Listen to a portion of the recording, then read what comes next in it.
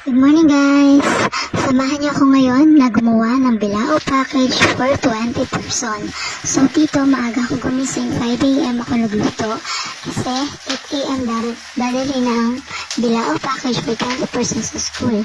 So dito inuuna ko muna igisa ang hotdog. Pag natapos ko na yan, susunod natin ang ating pagluluto ng pasta. Spaghetti. So, ayan. Ang gamit natin dyan ay papa. Hi guys! Konting trivia lang kung nagluluto tayo. Make sure na al dente ang ating pasta. Hindi malapsak. Kasi mas maganda at mas masarap pag chewy yung lasa niya pag binabite. And,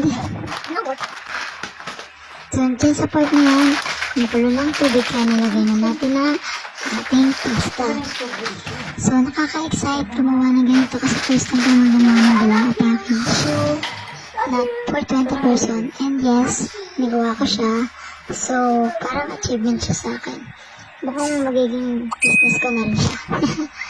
Na ayan. Ano yan gagawin natin? Ito naman ang gagamitin natin. Bigtan cheese.